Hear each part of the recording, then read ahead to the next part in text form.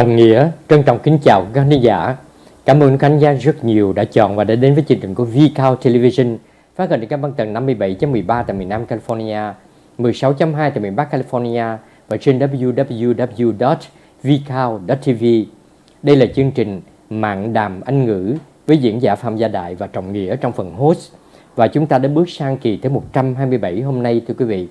Trọng Nghĩa xin giới thiệu đến quý vị diễn giả Phạm Gia Đại của chương trình Mạng đàm Anh ngữ. Xin thân mến chào diễn giả Phạm Gia Đại. Xin chào anh Trọng Nghĩa và kính chào quý vị khán thính giả. Thưa quý vị, cái đề tài ngày hôm nay chúng tôi gửi đến cho quý vị đã là 10 cái điều mà hướng dẫn để mà chúng ta trau dồi cái tiếng Anh của ta, cái văn nói đó quý vị. Top 10 tips to improve your spoken English, tức là 10 cái hướng dẫn tất cả để cho chúng ta làm sao nói được nó thông suốt hơn, nó đúng hơn và nó hay hơn.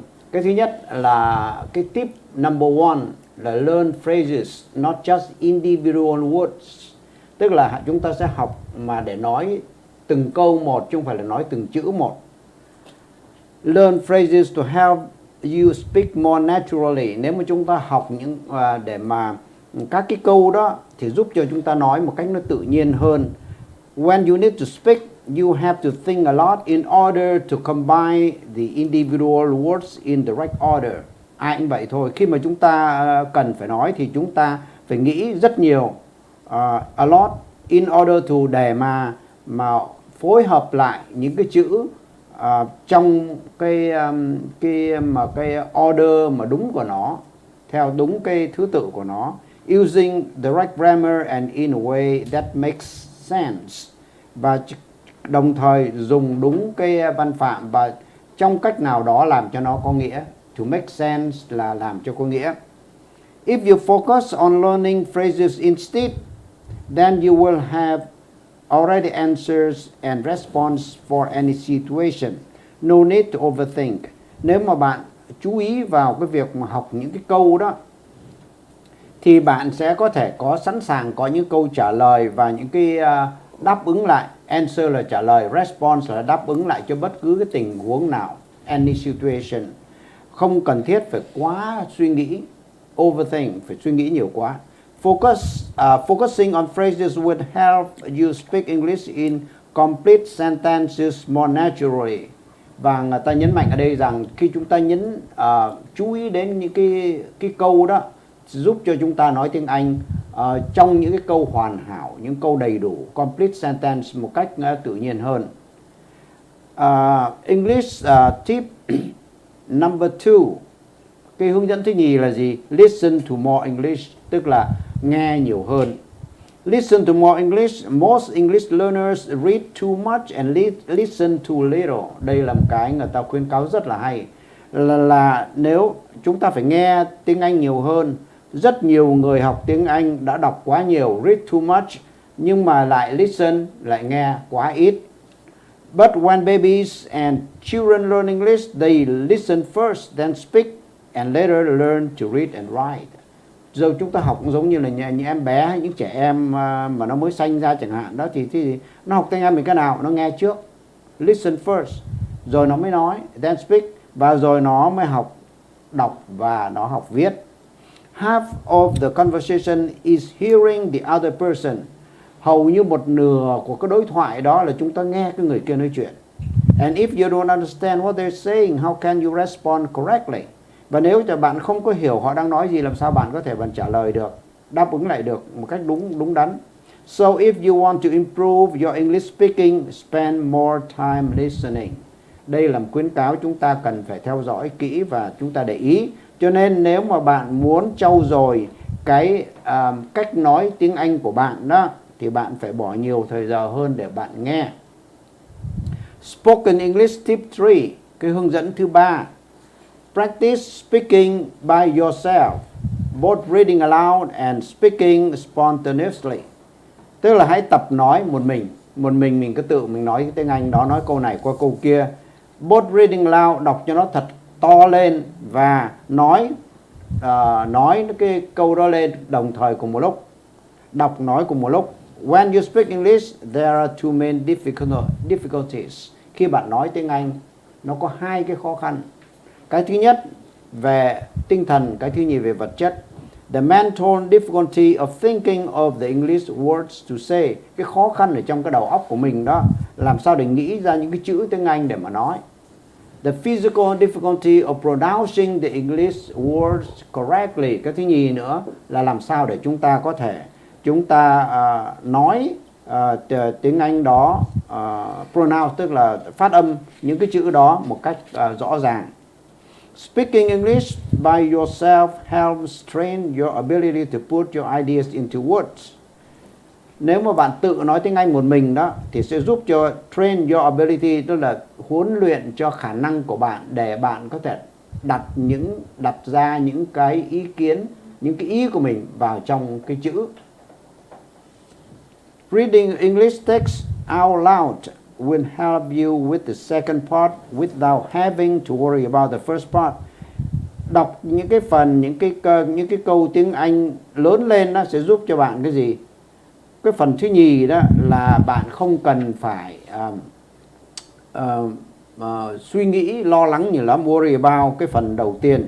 It will train your mouth and lips to pronounce English words more easily, và đồng thời nó cũng huấn luyện cho cái miệng của mình và những cái môi của mình có thể phát âm ra tiếng Anh đó một cái cách nó dễ dàng hơn.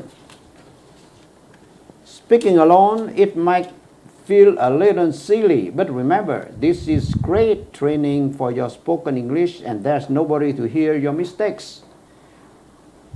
Chúng ta nói một mình, tập nói một mình, phát âm một mình, it feel like nó có vẻ như thể là một cái gì rất là ngu ngốc, silly là ngu ngốc. Nhưng hãy nhớ rằng điều này rất là tốt trong cái training đó cho cái văn nói của bạn. Bởi vì không có người nào để mà nghe là thấy bạn sai chỗ nào cả. Tip 4. Hướng dẫn số 4. Practice thinking in English. Cái này cũng rất là quan trọng. Tức là tập nghĩ bằng tiếng Anh. Không nghĩ, thí dụ chúng ta nghĩ tiếng Việt trước nó dịch qua thì nó chậm lắm.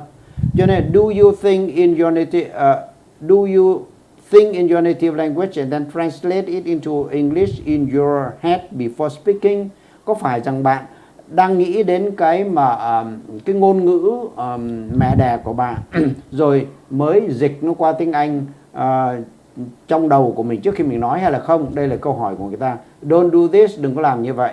It often results in sentences that don't sound natural in English. Đôi lúc cái này nó sẽ đi tới kết quả result in. To result là cái đưa tới kết quả. Động từ result in là đưa tới kết quả, là trong những cái câu nó không có nghe có vẻ như là tiếng Anh.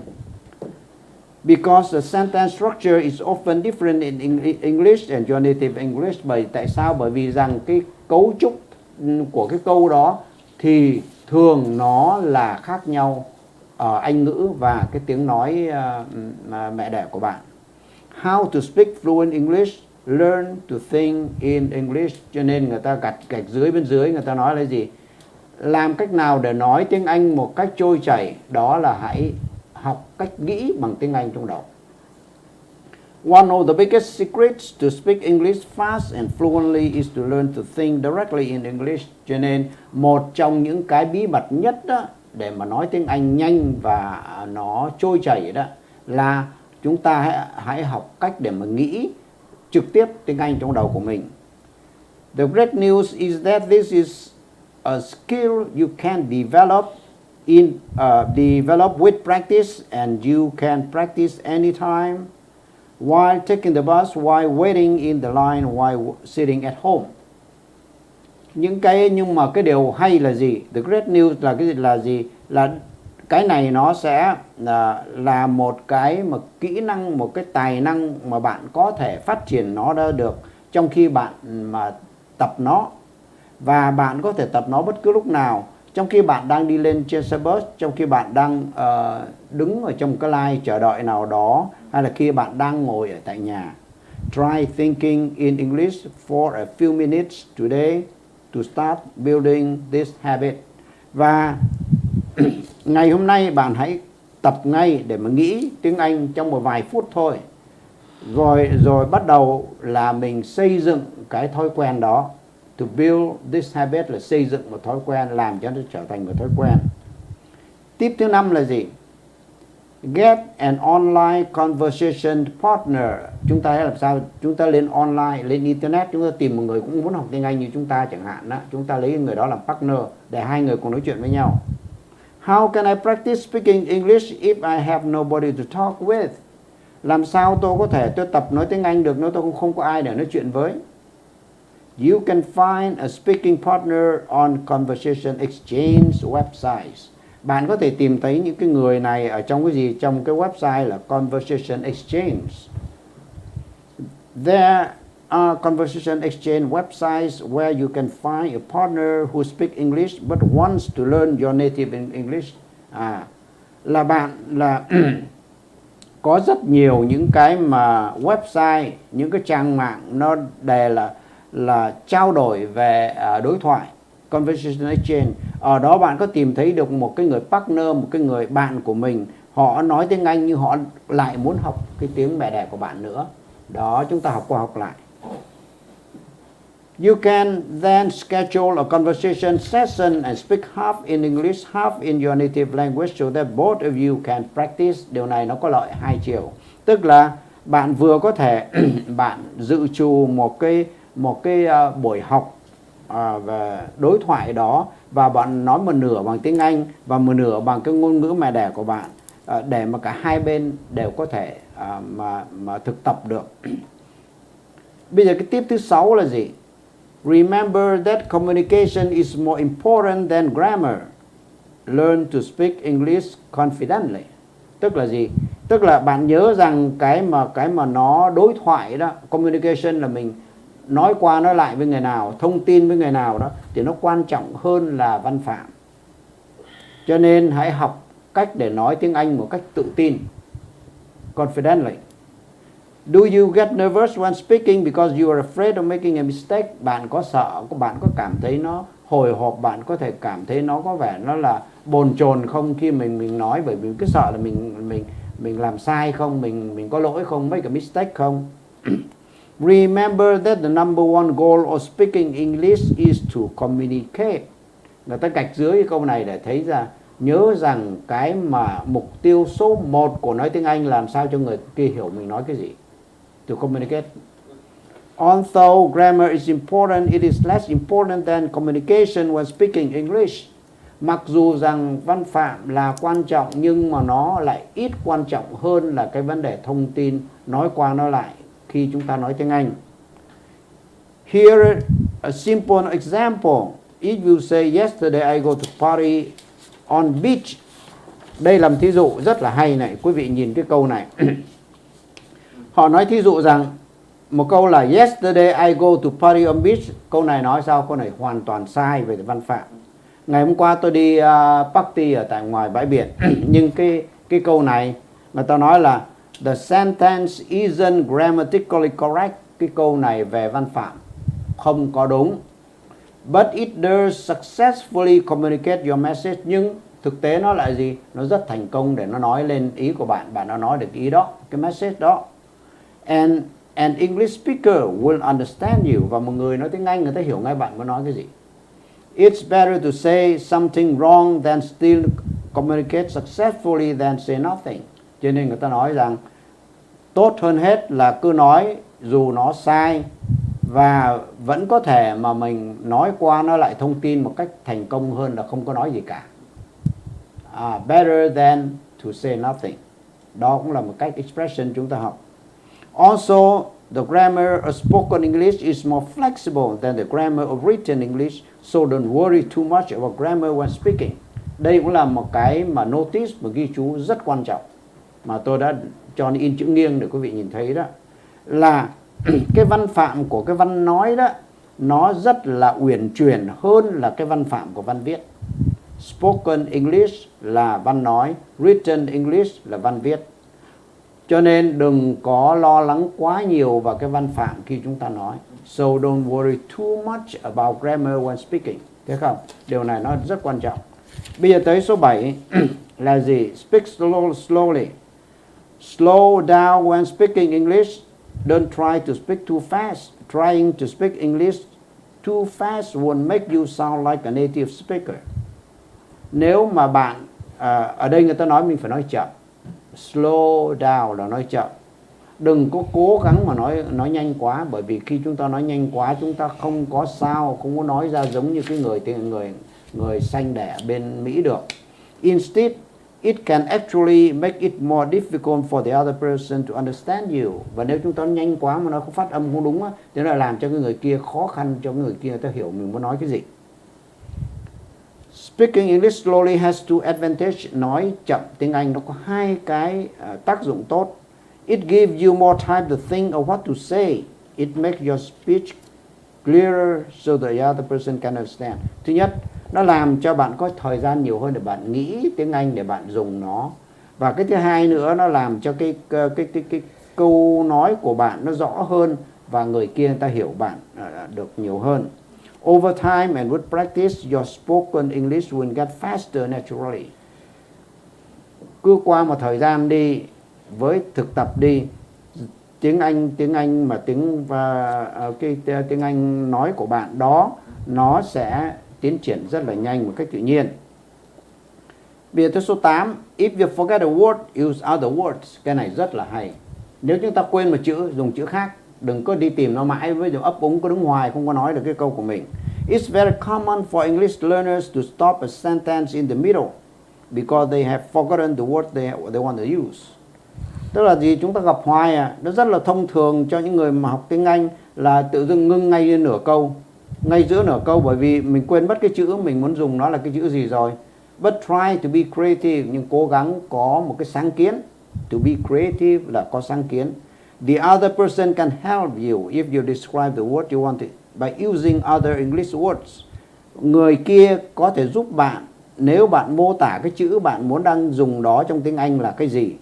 Use other words when you can remember a word, tức là dùng những chữ khác nếu bạn không nhớ được một chữ nào đó.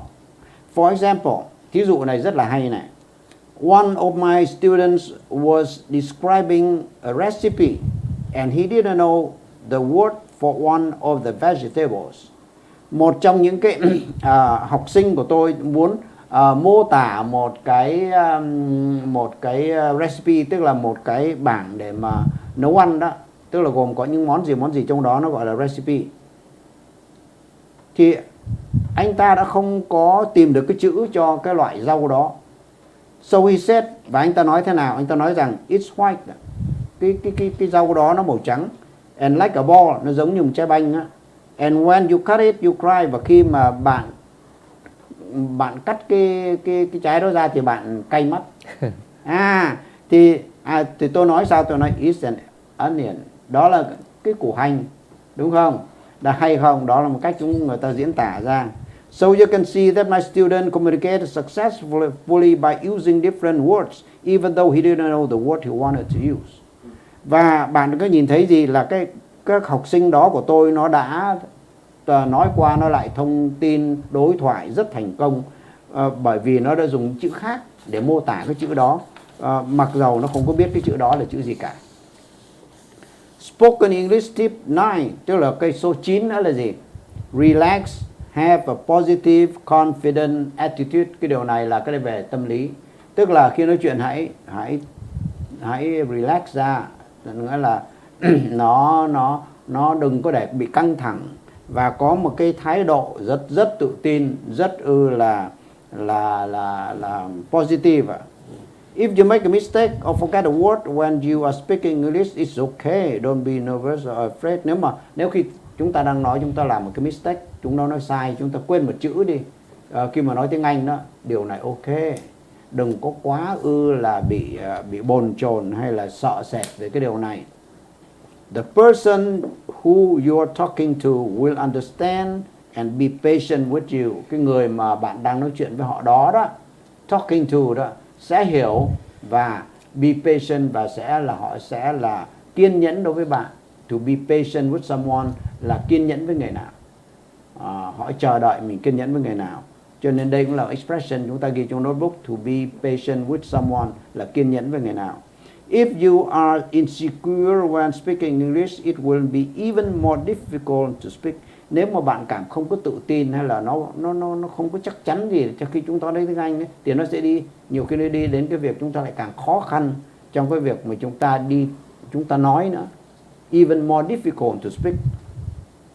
So don't say my English is terrible or sorry for my bad English. Cho nên đừng có nói rằng là tiếng Anh tôi tệ quá, tồi quá, tiếng Anh tôi tệ, tiếng Anh tôi tồi quá. These are negative comments and they are not helpful. Những câu nói này đó thực sự ra nó rất là phủ định và nó không có giúp đỡ cái chuyện gì cả. Instead, thay vào đó bạn nói rằng I can speak English, tôi có thể nói tiếng Anh được, một cách dứt khoát như vậy. Before every conversation, in order to give yourself more confidence and help you speak better.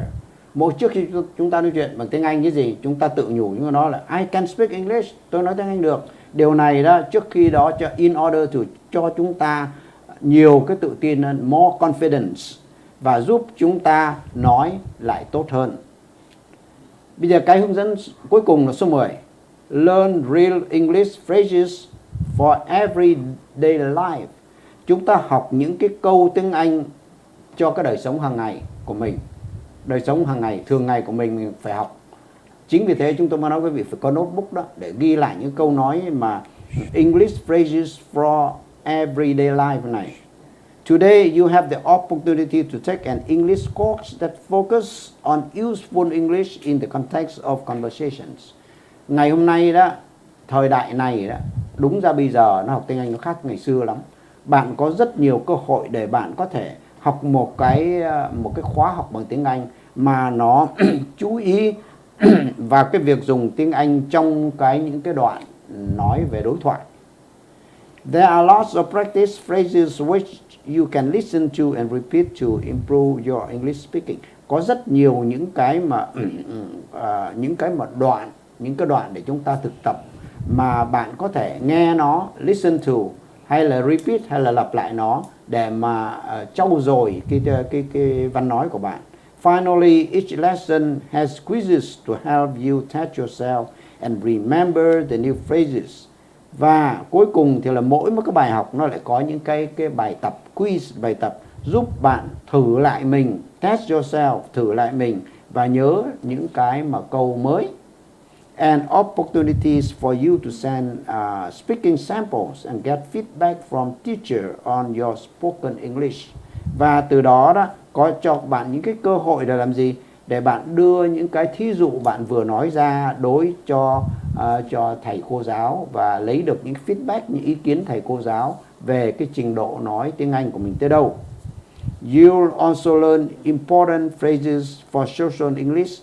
Và bạn cũng có thể học những cái câu ngoài cái vấn đề mà everyday life, những câu thường nhật là những câu về social nữa, tức là về xã hội nữa. So that you can interact with other English speakers successfully and confidently. Để làm gì? Chúng ta học như thế để chúng ta có thể mà chúng ta gọi là giao thiệp, interact, giao thiệp với người khác, những người tiếng Anh, nói tiếng Anh khác một cách thành công hơn và một cách tự tin hơn. Tới đây chúng ta đã học xong được 10 cái điều hướng dẫn về cái cách mà văn nói đó, thầy Nghĩa. Vâng, cảm ơn diễn giả Phạm Gia Đại rất nhiều với cái bài giảng hôm nay rất là hay và rất lý thú. Diễn giả Phạm Gia Đại có thể nhắc lại cái giờ phát hình của chúng ta trong tuần không ạ? Dạ, cảm ơn quý vị vẫn theo dõi chương trình Bạn đọc Anh ngữ của chúng tôi, và chương trình này sẽ được phát hình mỗi tuần thứ hai và thứ tư 10 giờ sáng và 7 giờ tối trên băng tần 57.13 Nam Cali, 16.2 Bắc Cali, hay là trên cái website VCAL.tv YouTube. Vâng, diễn giả Phạm Gia Đại cùng với Trọng Nghĩa cảm ơn sự theo dõi của quý vị và kính chúc quý vị thời gian còn lại trong ngày thật là nhiều niềm vui và bình an, và mong rằng quý vị sẽ luôn luôn yêu thương chương trình Mạng Đàm Anh Ngữ với diễn giả Phạm Gia Đại và Trọng Nghĩa. Xin hẹn quý vị vào chương trình kỳ tới. Diễn giả Phạm Gia Đại và Trọng Nghĩa trân trọng kính chào quý khán thính giả.